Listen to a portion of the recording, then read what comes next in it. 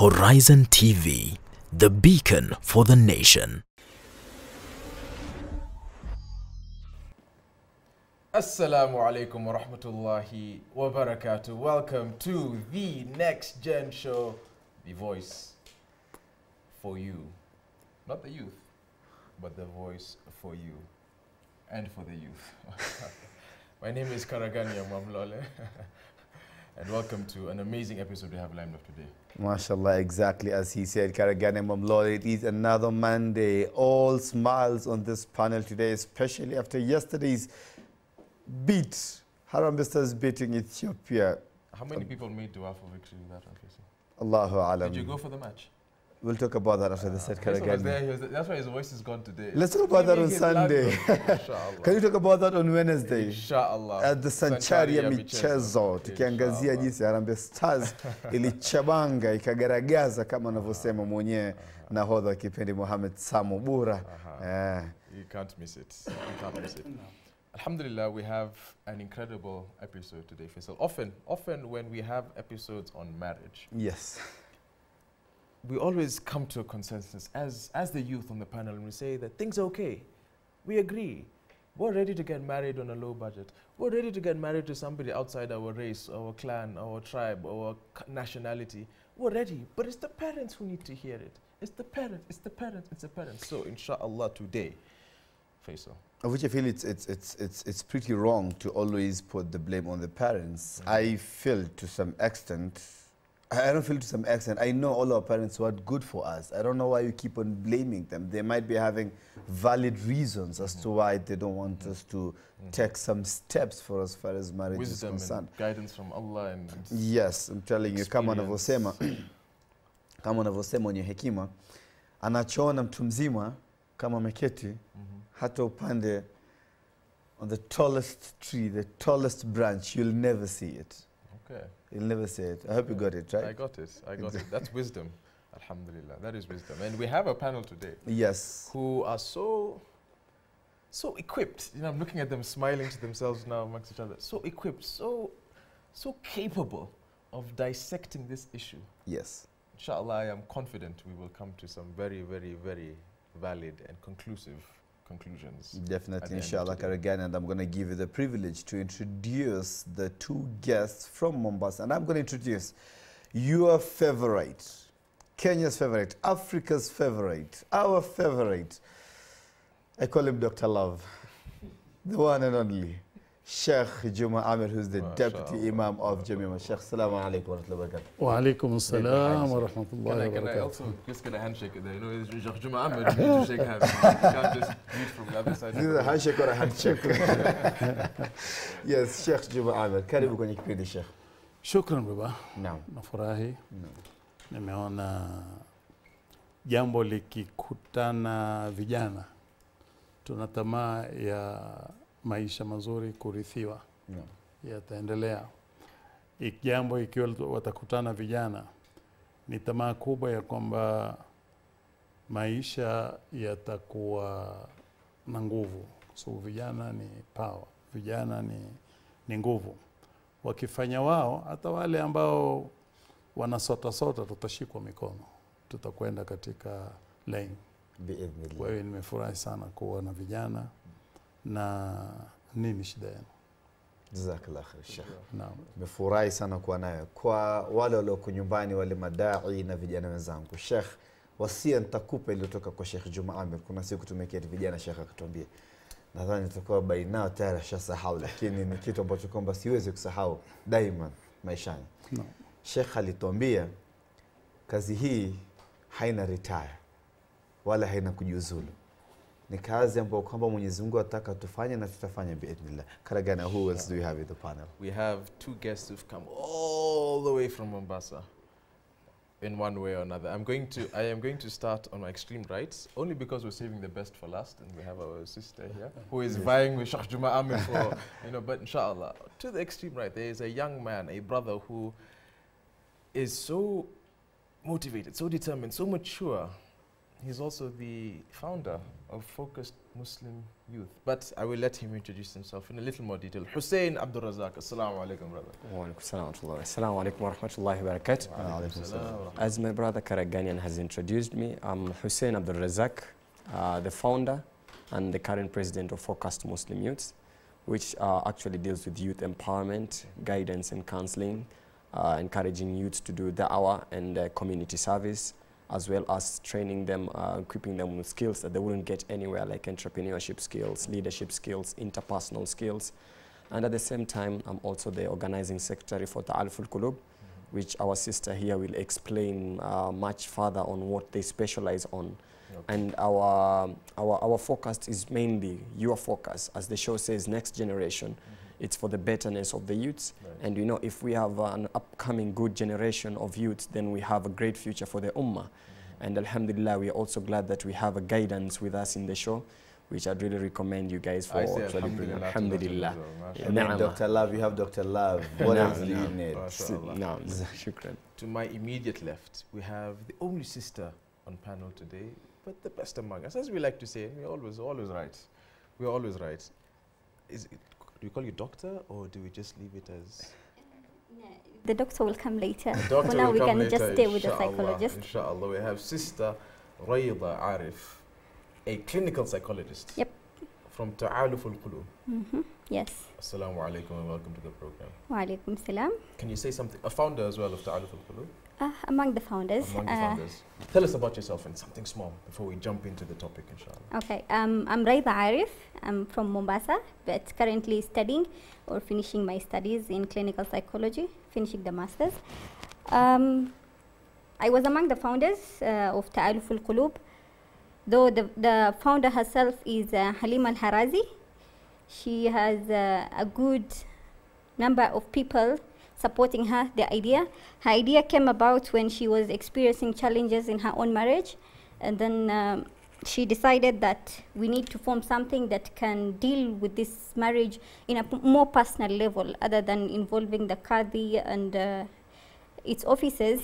We thought to mingle more with the society at the societal level to provide counseling for premarital, during, postmarital, matchmaking, youth counseling and general counseling, all that to do it on the ground as it is. And the services that the Taaluful Qulub offers are those, plus the organizing and forming seminars, which is what we are going to talk about, which it is upcoming next week. Okay. So, yeah. Okay. Welcome. Thank you so much, Sister Rayidha, and we are very happy to have you. Just as she said, the group organized an event way back in February where they were talking about masaibu mbalimbali wanaopitia vijana when they want to marry, and some of the issues that were raised ni wazazi kutoshirikishwa au kutotaka ushirikiano na harusi kwa sababu moja au nyingine, aidha wanahisi ya kwamba wameasiwa ama nasiha yao imeasiwa, yani kijana ameenda kinyume na nasiha, na kwamba vijana pia vile vile kwa upande mwingine wanahisi ya kwamba wazazi hawapatii masikio kuwasikiza na kufata maono na matoko yao. Na ndipo leo tunazungumzia juu ya building bridges. Karagania, how do you say that in Swahili? Building bridges. Yes. That's a simple one. And I'll tell you right now, I won't pull out my phone. I won't tell the producer to whisper in me the correct pronunciation of building bridges in Swahili. I wouldn't do that. I hope he'll do it anyway, but I'm not going to tell him to tell me how to say build. I think he doesn't know as well. Yasin, I'm waiting for your feedback here. Or is okay, fine. He's drop it. Fine. Kujanga Daraja. Let's just say Kujanga Daraja. He doesn't want to answer. This is what is coming from my mind. I don't know if that's correct. I know Kujanga Daraja. Drop it. Okay. Drop it. Sheikh, kuna pengo kubwa sana kati ya wazazi na vijana, wazazi na wanao. Mawasiliano haiko sawa, aidha mawasiliano kihisia, mawasiliano kuzungumza. Vijana wakati mwingine anafika wanahisi ya kwamba wako tayari, wanataka kuingia katika majukumu ya ndoa, na wana watu wao ambao kwamba wamewachagua wanataka kuingia nao katika majukumu ya kindoa, ilhali wazazi kwa upande mwingine wanaangalia si jambo la sawa labda kwa wakati huo, ama wanaangalia labda hawako tayari kwa wakati huo. Vipi, nini kimetupelekea, kilianza vipi hiki mpaka kitafikia? kuna mambo bismillah walhamdulillah rasulillah Muhammad bin Abdullah wa ala alihi wa sahbihi wa man wala rabbi shrah li sadri wa yassir li amri wa hulul 'uqdatan min lisani yafqahu qawli wa ba'd. Kutafuta ukweli wa vijana na wazazi kuwasiliana kuna kwenda kukidhoofika na kutakuwa kubaya zaidi. Wataweza kusikizana katika baadhi ya mambo ya juu, lakini tukija katika mambo ya misingi kunatokea mvutano mwingi. Hii ni kwa sababu ya dunia mambo leo inavyotupeleka. Tuelewana vizuri? Utagana na mtoto wako kwa sababu maumbile yalivyo, ilikuwa lazima, ni wajibu kwa kijana au kwa msichana kuungana na familia yake. Ni amri ya Mwenyezi Mungu Subhanahu wa Ta'ala. Mwenyezi Mungu asema baada ya yeye aangaliwe mzazi. Kuangaliwa mzazi ni kwa ihsani, masikizano, amri zao na kadhalika na kadhalika. Sasa ikiwa tutamchukua mtoto wetu mathalan ende kwa jina la kutafuta ilmu, atoke nyumbani kwa muda ambapo ulikuwa ndio muda wake wa kujifundisha kusikiza. Kuna muda miwili katika mwanadamu, kuna muda wa kujifundisha kusikiza na kuna muda sasa kuyatii aliyoyasikia. Tutaelewana vizuri? Katika hivi tunavyoishi hayapatikani, hayaji kirahisi. Atoke mtoto ende akashughulikia elimu yake, akashughulikie dunia yake na kadhalika na kadhalika. Katika kutoka kwenda kule anakutana na watu mbalimbali. Tuelewana vizuri. Walimu katika mitaa ya primary tu peke yake, ukichukua kwamba kila katika darasa moja ana walimu watatu, huyu wa science, huyu wa lugha, huyu wa hivi na hivi. Kwa hivi hapa watatu, pale watatu, pale watatu, pale watatu. Mpaka akifika 8 kwa hesabu ndogo na walimu wangapi? 24. A group of them. Sawa. Anatoka hapo anangoja mtihani wake, results zikisha nino, sasa ndio harudi nyumbani kabisa. Sasa amestahiki kuwa boarding. Tuelewana vizuri, mzazi hayuko huko. Sawa. Na kule kuna walimu, kuna na maigizo mbalimbali. Atatoka amalize vizuri sana ende zake pale. Katika cheni hii ustadh, mtoto simemwita Sheikh hapa. Mmemwita Sheikh. Mtoto hapa hapati kitu cha kumlazimisha kumsikiza mzazi. Aliyoyasoma, aliyoyaona, aliyoyafuata, wale aliyowachagua kwa role models wa katika maisha si wazazi, ni watu mbalimbali. Akija yeye ile kufika nyumbani, pale nyumbani ni shamba. Ni shamba kwa maana hawa walioko hapa wote ni washamba. Hawawezi kufuatana na utaratibu wetu. Aliyofunzwa. Hajafunzwa. Ameyaona, akafunzwa, amekwenda yale aliyofunzwa yuko sawa sawa huyo kijana. Lakini kuja kumrudisha nyuma wafuate wazazi mambo ya kinyumbani kwenda kuchaguliwa, achaguliwe mchumba atakayekuja na leso sijui yuko ndani ya kijibuibui cha matata hivi.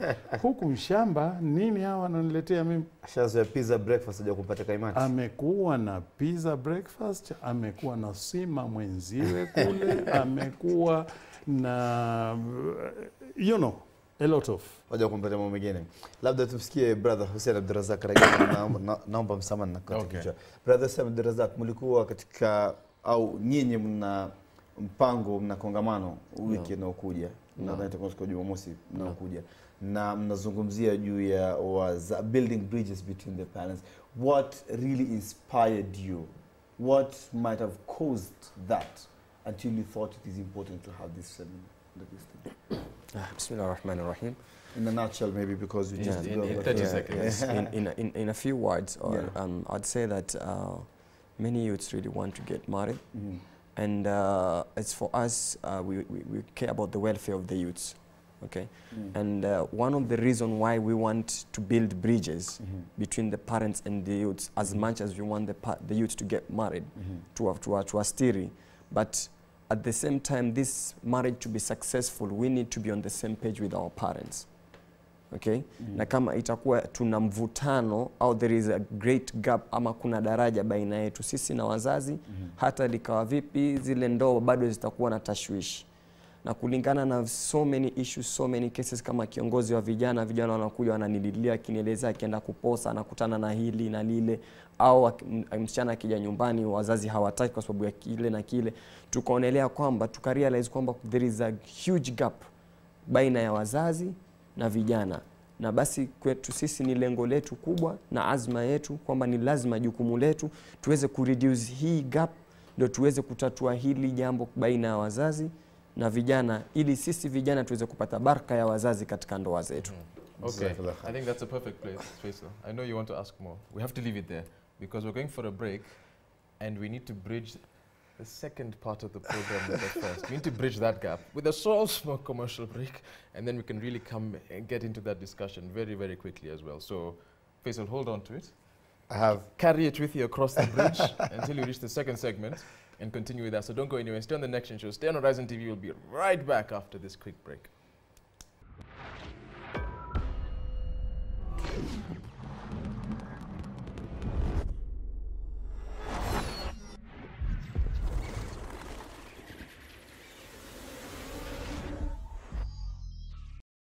Horizon TV, the beacon for the nation. Assalamu alaikum wa rahmatullahi wa barakatuh. Welcome back to the Voice of the Youth. This is the NexGen Show, and we are talking about building bridges between the parents and the children. As Sheikh Juma Amir well explained, the disconnect between the two bring about this gap that we are talking about today. From an early age, the children is exposed to schooling system and get exposed to different people and different cultures and people from diverse backgrounds. And then he comes back home after 8 years of completing his primary level and then goes to boarding school for another 4 years. So he is not connected with that parent per se. No time for connection. And then after that goes for another 4 years in university. And then you come back at home, hey dad, I want to marry. And I have a person of my choice, kama alivyosema Sheikh Juma Amir, who shares the pocket money that you're giving it to him. He's having pizza for breakfast. You want to marry off to someone who makes kaimati or viazi karai or viazi vitamu for breakfast. Right. It doesn't work out. Right. Karagania. Yes, we had. Before the break, we had asked Brother Hussein, yes, you know, what inspired the program, and he told us, you know, that that's an issue. And I think when it comes to that communication, and I'm going to bring in the sister here, how important are parents in the marriage process? You know, before we even begin to dissect on how we can build that gap, how important are they from, you know, a psychologist's perspective and from what's happening on the ground with Taaluful, Qulub? You know, how important, what role do parents play? It's like you're really struggling bringing out that word. Taaluful Qulub. Oh, mashallah, that's far much better. Yes. Yeah, Taaluful Qulub is uniting hearts. So, the importance of parents in marriages cannot be said enough.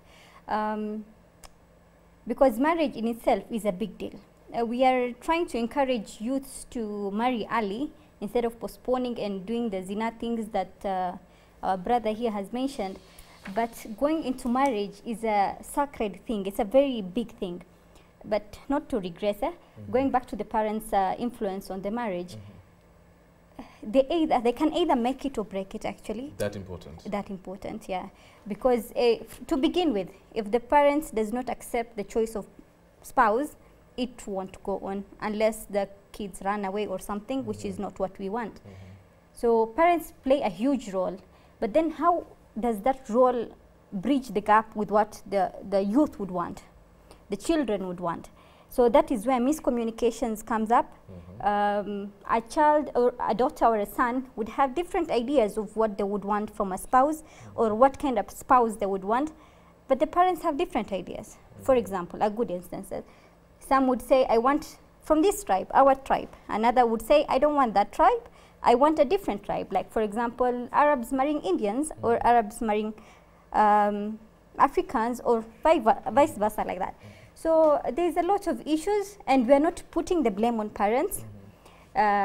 We are putting, let's avoid blaming any person, not the youth, not the parents, but what we can blame is there's miscommunication going on. There is lack of understanding. There is lack of appreciation from both sides. Everyone is stuck on their own ideals, what they want versus what the other wants. You mentioned something. I want to bring in Sheikh Juma Amir, but before I bring in Sheikh Juma Amir, how would you define early marriage? It's something you mentioned. Early marriage as opposed to zina. That's what you encourage. So what would you define as early marriage? My brother there would be more happy to answer that question, but since you asked me that question yourself, early marriage is not delaying marriage when a person is ready for marriage. For example, if a youth would come home, ako 17, 18, amepata girl, amempenda, amepata boy, amempenda, anakuja nyumbani, I've liked this person, can we get married? That is where the issue starts. As young as 16 and 17 or even 15. Like, allow us to get engaged for 2 years and stuff like that. I've seen a number of cases. Yeah. She pointed at, we need to hear what he said, because she pointed at him, you know, early marriages. Hussein, what I mean, as a youth leader on the ground, when should we be getting married? Before we come in, you know, bring Sheikh Juma Amir on. No, because parents might, I'm already thinking 15, 16, I'm a father. What is my 15-year-old daughter, 16-year-old want to do getting married? You see, the problem is, when it comes to early marriage, for most of us, we just look at these kids as kids, you know. But as per my understanding is that, you know, these kids have different level of maturity, okay? If we look at our parents, and I'm sure Sheikh Juma Amir will tell us even from the history of Sahabas and Tabi'in, and our parents, they never delayed marriage. I want to quote on the fact that it's not a must 15 years. It's early marriage, it's when someone feels they are ready for marriage, as early as it might be, and they are mature enough, because marriage is not just about maturity, it's maturity for marriage. Once you have seen this in your kid, and try to understand why this kid is really pushing for this marriage, then don't hesitate or don't wait if you can support. Not income, not financial stability, at least for the man. You know, there is what comes in for financial stability, etc., etc. If you can, the kid cannot sustain, your son cannot sustain, you've got to find out steps to be able to help this kid to sustain, I mean, to wait until when he is ready for that. But their parents, who are actually financially stable and ready to support their parents, they are capable of supporting their sons or their daughters to get married. And if you are capable of doing that, sioni haja ya kusubiri kumwacha mtoto wako, hujui ni kwa sababu gani anakuambia yeye anataka kuoa. Dunia tunayoishi sasa lazima tuelewe, we are living under the youth generation, we call them millennials. And millennials are different from those of the past. They're controlled highly by emotions. We live in a generation of sexism, everything, advertisements, everywhere you see, sexual perspective. So kidogo shahawa zao ziko juu, emotions ziko juu, and you know, and some of these youth mature at a very early age. I'll use myself as an example. I matured at an early age. Let's say Allah depriving me of my parents at an early age made me mature early enough and become responsible. If you see that your son is this much responsible and can handle it and you can support him, it's all about giving him a room to stay with this guy. Are you married yet? Are you married yet? Very soon, this is a personal question. Sheikh, vijana tunapupa kwamba tunataka kuoa. Kama ulivyosikia hapo, mtu tayari na hisia, labda nasoma bado, naona huenda kuna hatari ya kuingia kona miji kona kidogo, tayari nataka kuoa. Sheikh, wazo lako na nasiha kutoka kwa dini na kutoka kwako, ni muda gani ambao kwamba ni mwafaka, ama ni wakati gani ambao kwamba ni mwafaka wa kijana kuanza kufikiria mambo ya ndoa? Naam. Kwanza twende tuangalie tabia iliyowekwa ya lazima. Lazima katika maisha, tukiwa tunataka kulitetea problem tunataka kuitetea, wacha tuiangalie inakotoka. Tuelewana vizuri. Tukiangalia inakotoka itatusaidia tuanza wapi. Qur'ani imethibitisha kwamba zujina linasi hubu shahawati minan nisa. Wamesukumwa watu, wamepewa misukumo ya watu kutaka matamaniwa ya wanawake, na wanawake nao ni hivyo hivyo. Tuelewana vizuri. Tunakuwa tulivyokuwa miaka 6 kuja 7 kuja 10 kuja 15, kuna vitu vingi tofauti. Hata kwa msichana tulikuwa naye mtaani. Tuelewana vizuri. Ule msukumo pamoja na kwamba kuna vitu vya kusukuma. Uislamu kutaka kuiweka vizuri hii, ikawaonesha watoto wa kike wajitenge. Wasiwe, si kujitenga kwa maana wapotee duniani, kwa maana wasilete vitu ambavyo ni hatari vimetamaniwa na hii group. Tuelewana vizuri. Sasa Nabii Muhammad alipoiona hii, yeye ndiye hakimu mzuri aliyeweka mambo pahali pake. Si masala ya kuoa mapema sana, si masala ya kuchelewa kidogo, yategemea matatizo na atmosphere iliyoko kwa wanaolewa na wanaooa. Nabii Muhammad akaiweka kwamba man istataa minkumul ba'ata falyatazawwaj, ambaye ashaweza kuweka mwenziwe, falyatazawwaj, afanye haraka kufanya hilo.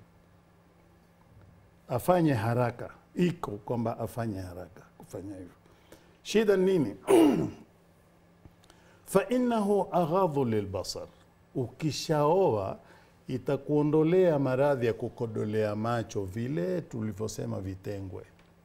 Si kama nifahamu. Tuelewana? Naam. Walipokuja watoto wa kike, kuna mitihani Mwenyezi Mungu Subhanahu wa Ta'ala anaileta, na sauti zinabadilika. Kwa watoto wa kike kuna vijidude vinamea hivi, unaona, na sauti zao sasa zimekuwa laini zaidi. Badala kila akikuwa akiwa na nguvu awe na barugumu, awe na leji sauti kali, amekuwa na thank you. That thank you zujina linasi hubu shahawat. Huyu amepambwa kuitaka hiyo sauti. Katika mitaa mingine Qur'ani inaombia watoto wa kike, wala takhadhana bilqawl, musitowe sauti nyororo, fayatma alladhi fi qalbihi maradun, akapata morali yule ambaye ana maradhi haya maradhi ni lazima. Sasa Nabii Muhammad akafafanua hii, man istataa minkum alba'ata falyatazawwaj, ambaye ashafikiwa na kutamani na kutaka na kuweza afanye haraka. Why? Fa innahu aghadhu lilbasar.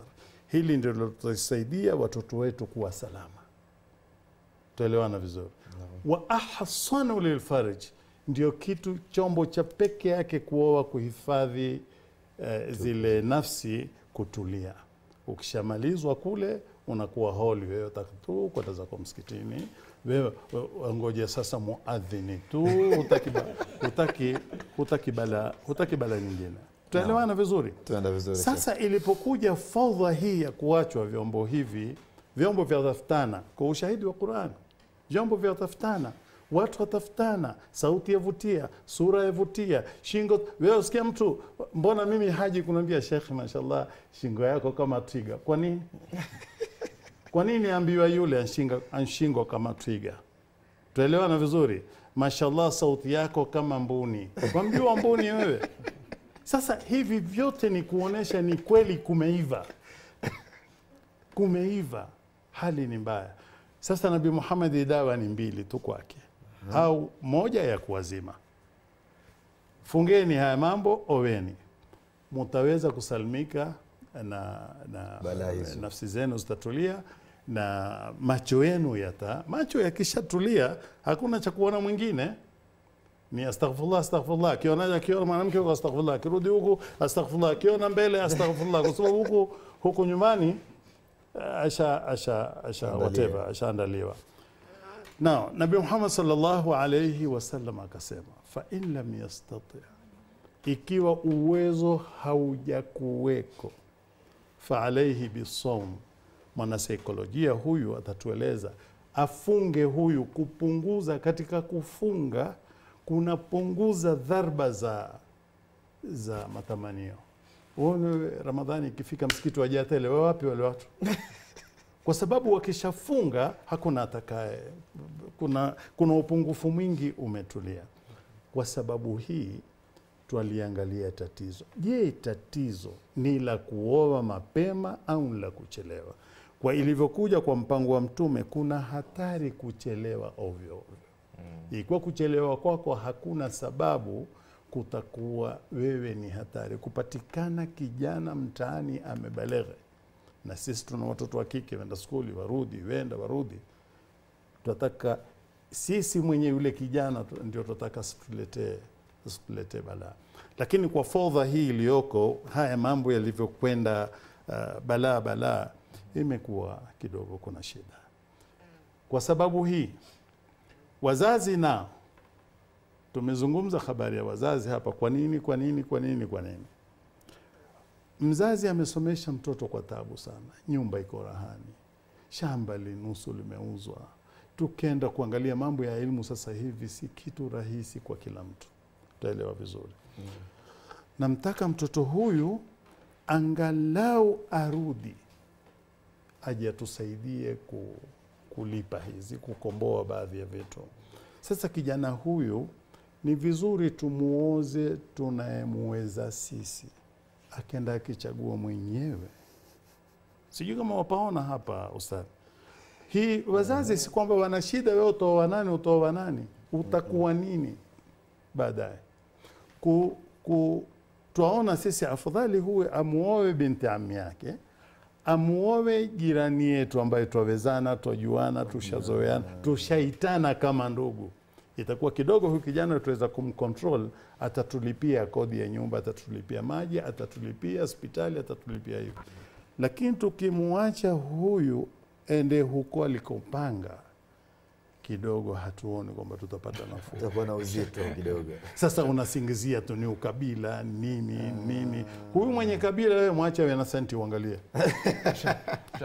You know, I think Faisal, next time we bring Sheikh Juma Amir, wallahi we can't be talking. We sit around him in a circle and we just listen. Because I don't even interrupting him now. Yasin, I don't know why you're telling me. We don't have to go for a break. We'll stay and listen, but we do have to go for a break, unfortunately. And we will come back, inshallah, in the final segment, and again discuss a few more issues. Race, is it okay? Can we actually?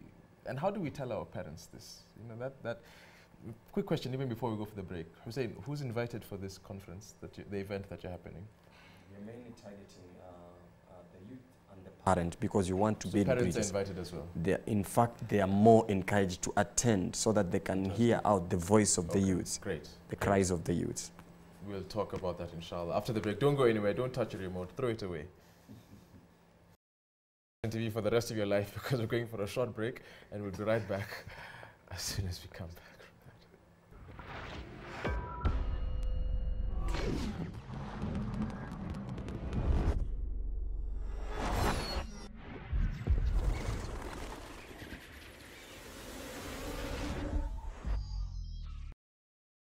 Horizon TV, the beacon for the nation. Assalamu alaikum wa rahmatullahi wa barakatuh. I hope you threw away your remote, and I'm seriously here praying that it did not break, neither did it spoil, neither did it fall into, let's say, a bucket of water or anything liquidish, for that matter. But if it did, alhamdulillah, just stay on Horizon. I cannot say alhamdulillah. Beacon for the nation. You know, what happens, happens. Or if you want to add volume. Exactly.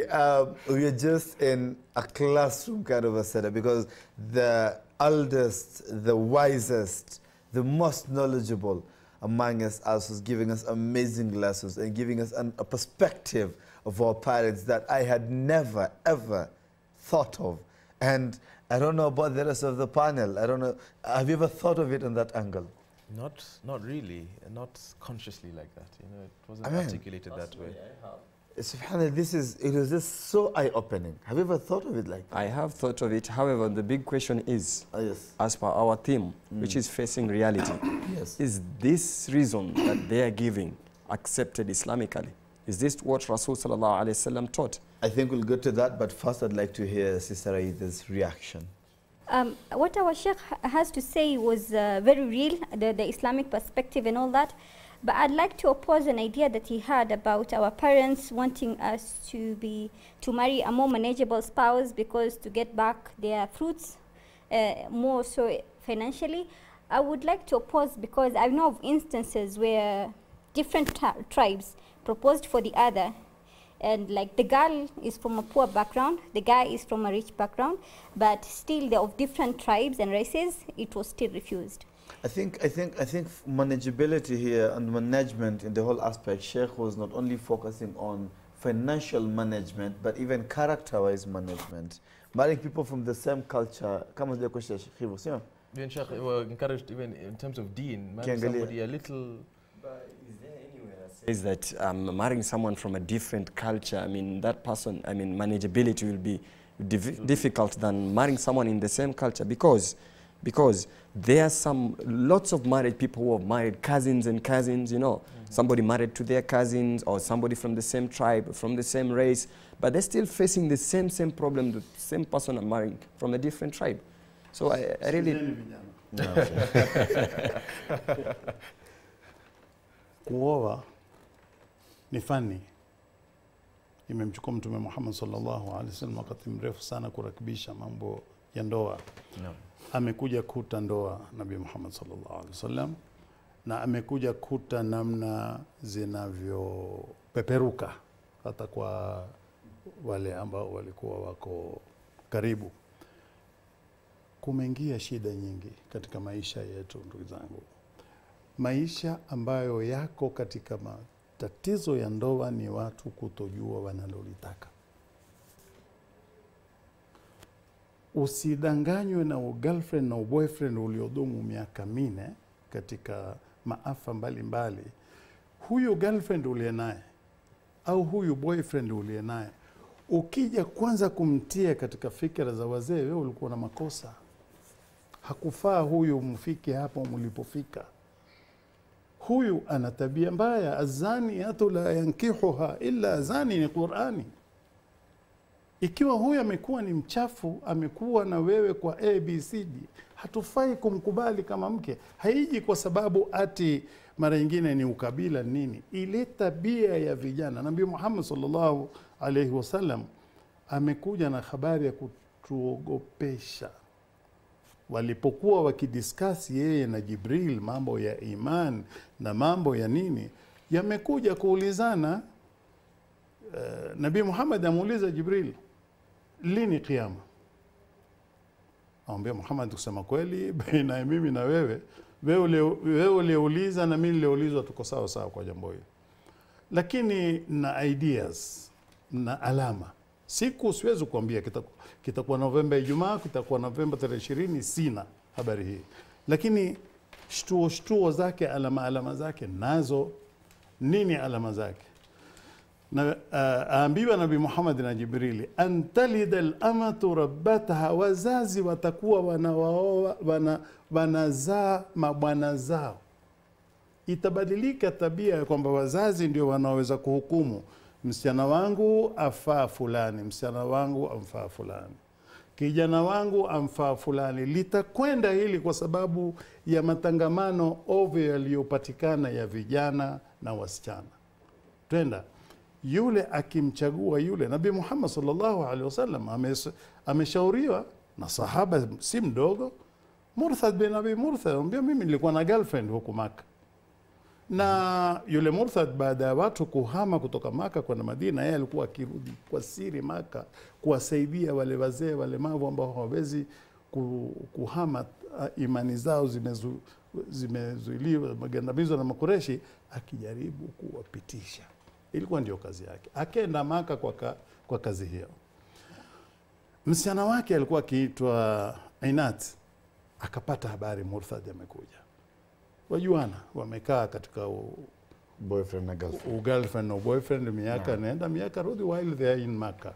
Mambo ya zina na nini yalikuja yakazuiliwa huku Madina. So msichana akamtafuta Murthad. nataka leo lale, fanye shughuli yako, lakini lazima leo lale nyumbani. Nati mambo haya Madina yalizuiliwa, hatuna tena freedom ya kwenda kugagazana hivyo. Tuelewana vizuri? Akamwambia, ukitonifanyia nalolitaka nitatangaza Maka kwamba kazi yako ni hii na uone. Wakisikia Makureshi kwamba kuna mtu ahamisha watu, itakuwa balaa. Taulia. Pita haraka, wacha nimalize hii. Pita akarudi Madina.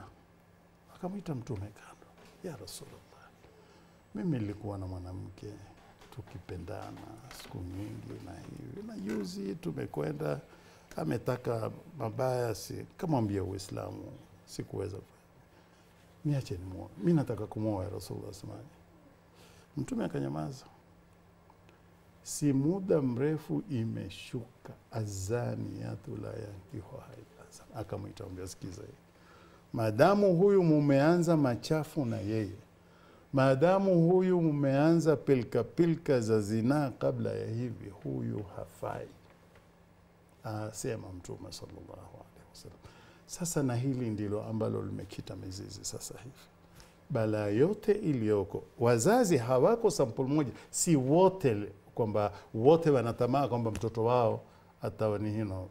Wengine wako okay, wazazi wengine family they okay, hamuhitaji huyu ambaye atapata kazi leo au kesho. Tuelewana vizuri? No. Lakini wanaitumia hiyo ni kama sampuli ya vikwazo, wanatumia ukabila ni kama sampuli. Mimi hukaa na watu wazima na wauliza, mwishakuja nchi hii, watu ni hawa, murudi nyinyi kwamba hamutaki watoto wenu waolewe na kabila hizi hapa, mumpangaje? Ikiwa wataka mtoto wako aolewe na Mwarabu mwenzake, nenda kamlee Yemen. Ikiwa wataka mtoto wako aolewe na Msomali mwenzake, nenda kumweke Hargeisa. Atainukia hakuona mtu isipokuwa mtu wake. Hapa yamebadilika, watoto waonana vioni, watoto waonana katika madarasa, watoto waonana katika michezo, katika sports, katika mambo chungu nzima. Zuyina linnasi hubu shahawati minan nisaa, ikinaumana. Akamwambia, si hilo tu tunaogopa. Sisi hofu nyinyi mwaona sisi tu kabila, si ukabila.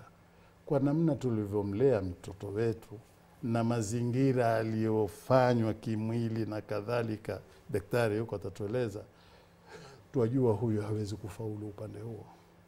Hatuwezi kuyasema kwamba ni hili na hili na hili. Ustadhi, uliposema azani la yankihu illa zania, si wote wawili ilikuwa mazani? Exactly. Wote wawili. Sasa how is it that the woman is the zania now and the woman is not fit enough for the man who is also azani? Kijana yuko Madina ashasilimu kuzini hataki. Yule ndiye alimshawishi kwamba wewe ukitofanya hili na mimi nitakutangaza kwa watu wa Maka, wakumalize. Sasa iangalie ilivyotokea. Huyu kijana hana problem, hakuna kuzini, ashaacha. Ikiwa alifanya, ashatubu, ashakusha. Uislamu ukisilimu unafuta kila kitu. Yule hakuwa Muislamu, ni girlfriend tu ilikuwa. Sasa kwa mfano wote wawili wametubu pamoja, siweza wote wawili ilikuwa ni previous zani, the way you are mentioning it. Wakitubu pamoja wakawa serious katika tauba na nini, hatujakataa. Tuzio nikah hizo zapita kila asubuhi na jioni, mashallah. Mimi ningependa kuongezea jambo moja. Kuuliza ama tuseme kuongezea. Naona kana kwamba tunazungumzia mambo mazito, lakini hapa leo naona kana kwamba tunazungumzia yale matatizo au zile problems vijana kwa upande wa vijana. Lakini semina yetu tunakubali vijana tuna shida zetu za boyfriend, girlfriend nini, ni sawa. Lakini semina yetu ina lile lengo letu au madhumuni yetu ni kwa wale vijana walioko sawa au wale wasichana walioko sawa kidini. Wewe kwa mfano brother Faisal umekuja kwetu, wataka kuoa kwetu na kujua akhlaki yako nzuri, dini nzuri, lakini mimi kama mzee na mtoto wangu wa kike nikukatae kwa sababu wewe si Mwarabu kama mimi. Haya matatizo yako. That is why our conference is called Facing Reality. Au nitakukataa kwa sababu gani? Wewe Msomali, sisi si wa Somali na hatupendi wa Somali. Mimi na mke wangu hatupendi wa Somali. Tutakukataza. au itakuwa wewe pengine you are not very rich according to, yani kulingana na vile tunavyotaka sisi mtoto wetu awe, tutakukata. These are some of the reasons sisi tumeandaa hii seminar, because hizi ziko. Wako wazazi ambao wanakataa without genuine reason in Islam. Je, Uislamu inakubali kukataa without genuine reason? Hapa ndipo malengo yetu yapo. Lakini kama yale anayozungumzia Sheikh Juma Amir ni kweli, yale kwa upande wa vijana tunafaa turekebishe upande wa vijana. Lakini sasa sisi tuna focus kwa upande wa wazazi, where the youth are not wrong, where I have chosen a righteous spouse, or where the girl has chosen a righteous man. Again, how do you determine wrong from right? I think Sheikh has given us perspective. Wallahi subhanallah, this episode has been very eye-opening wallahi. Mimi imenifungua sana bongo na kuelewa vitu vingi ambavyo kwamba unasikia wazazi wakizungumza. No. How do you tell right from wrong? How do you tell when you're right and how do you tell when you're wrong? As I said, remember when he started by saying, something that an old man is seeing while sitting, a youth can never see even when he's standing on a tree trunk. I'll simply interrupt you in that. Or even a branch of a Just tree. because somebody is older than you does not mean they are always right. But again, he's wiser. Just because they He are has wise, more knowledge. He you know, has more experience. there is what we call what we call being wise, being knowledgeable, being older at the same time. Those three things are different from what is right. They're not necessarily. Yeah, they're not necessarily right. Because as per here, whatever the reasons they are giving, are they in concurrence with what Rasul sallallahu alaihi wasallam taught? Because we know the 4 conditions of marriage. Are they following this? No. Most of them are resorting to cultural beliefs. Some of the practicalities of perhaps why a parent might refuse. Sheikh, if you can, I don't know, we don't have enough time. We don't have enough time. But Just if you can just summarize the marriage of the Prophet sallallahu alaihi wasallam, Zayd and Zainab. Why didn't that work out? What was the issue? Nabii Muhammad sallallahu alaihi wasallam, mambo haya, mambo ya kabila, mambo ya sijui mali, mambo ya nini, Nabii Muhammad hakuyatupia. Ingawa hakupenda watu kuolewa na watu ambao hawana hahe hohe. Kufu yao si sawa. Si watasumbuana. Wataka kula mtoto wa watu, huyu jamaa, you know. Lakini ametuambia idha atakum man tardhauna khuluquhu wa dinahu fazawiju. Ikiwa atakayekuja kuposa kwenu ni mtu ambaye ana dini, wacha habari ya kabila na rangi ya kwenu. Ikiwa atakuwa ni mwenye dini na tabia za Kiislamu, fazawiju. Manake Mwenyezi Mungu amezipanga tabia maalumu ambazo hizi watu wakiandamana nazo hawatafanyiana makosa, wataheshimiana. Is there anything we can do if the parents refuse? If they refuse? Mzazi amekataa. If they've refused, can we go on strike? Islamically, can we go to a judge? Can we go to a qadi and say, listen, there's nothing wrong, Muslim... Dakika moja, nakuja hapa. Okay. Mtoto wa kike aweza kuolewa asemavyo nabii kwa uzuri wake, kwa cheo chake, kwa pesa zake na kwa dini yake. Ikiwa haya yatakuweko kuungana na dini, sawa. Lakini akiwa ni ama dini au uzuri wake au hivi wake wachana na yote, nenda kwa mwenye dini. Sasa umesikia Mtume alivyokutanisha kule, atakiwa kwa mwanamume mwenye tabia na dini, na huku Mtume ataka mwenye dini. Itakuwa hakimu wao, faatasimu bihablillah. Wewe mke na ukabila wenu na mila yenu na nihino, itasimu bihablillah, na huyu itasimu bihablillah. Hapa kutapatikana ule usalama. Mtume alianza yeye, binti zake wa kwanza akawaoza watu si katika Bani Hashim, sawa. Yeye akenda akaoa mpaka wanawake wa Kiyahudi. Tuelewana vizuri? In fact amemposa msichana wa Kibani Hashim, lakini hakumpata na hakupiga nduru, hakupiga kelele. Kwa nini mwaniasa kabila yangu hivi? Umuhani alinyimwa na Abu Talib. Tuelewana vizuri? Sasa Mtume akaja kavunja hii kawaida ya katika Uislamu, hizi kutegemea mambo ya kabila, kutegemea ni wetu, kutegemea ni hivi, kutegemea ni hivi.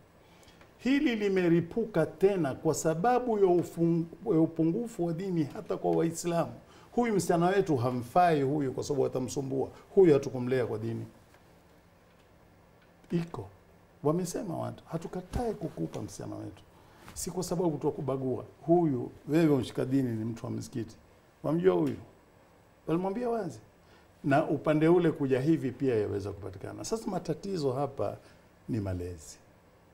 Ni lazima tukitaka kupatanisha watu hawa, Mwenyezi Mungu Subhanahu wa Ta'ala amwambia Nabii Muhammad, tusikizane vizuri, tusikizane vizuri.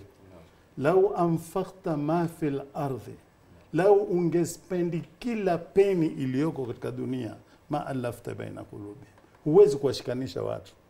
Walakin Allah alafa baina qulubi, ni Mungu afanyaye, ndiye aletaye tabia hii kwa mke akaweka hii kwa mume, zikashikana, akaweka hii kwa mtoto, akaweka hii kwa baba, zikashikana, akaweka tabia hii kwa mdogo, akaweka tabia hii kwa mkubwa, zikashikana.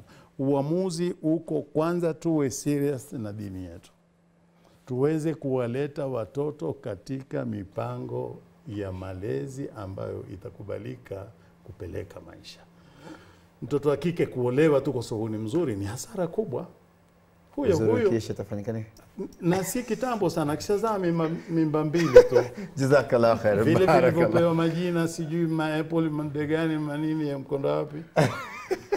Na huyo naye vile vile akipita na miaka 5 amekuwa sasa zile 6 zinageuka zinakuwa vitambi. Sasa itakuwaje? Jazakallahu khair Sheikh. Assalamu alaykum. We don't have more time. We don't have time for a final. When is the event? On Saturday. 20th October. Saturday. Where? Sheikh Zaid All. What time? From 8 a.m. to 5 p.m. Entrance? 200 shillings and free lunch will be provided. Jazakallah khair. Sister Rayidha, parting shot, 30 seconds. Okay, I wanted to address what you had questioned about how Saum goes into controlling the youth and marriage issues. Yes. First of all, in psychology, there's hierarchy of needs, humanistic psychology, where a person needs first things like food, water, shelter, before you go to the next thing. So if someone is hungry when they're fasting, they can't think of like sex. You first have to deal with your hunger, and then you can go to that. So that controls in a way. Plus, when you fast, you are taught discipline, how to deny yourself, your nafs. Yes. So that one will train someone to deny their physical needs, desires, so that they can go by the Sharia. Also, other than that, no, just 1 second. 1 second, okay. 1 second, yeah. Yeah. Normally, our process, our process in society is we go to school. After school, we directly go to marriage. There has to be a connection between the two. You can't spend so many years in school and learning about school stuff and then do nothing about preparing for marriage. That is why like there's premarital counseling. Na kitambo watu wanaenda kwa wahenga or something like that. Those people. So now we need to bring ourselves back before we want it all without knowing how to deal with it all. Yeah, that is my parting shot. Jazakallah khair. I have been your host Faisal Kasim, and this has been the NexGen Show. I have been your host Karagania Mwamlole. Follow us Facebook, Twitter, everything. You know the drill by now. There's no time to go through it all. Inshallah, I'll see you in the next episode. Assalamu alaikum wa rahmatullahi wa barakatuh.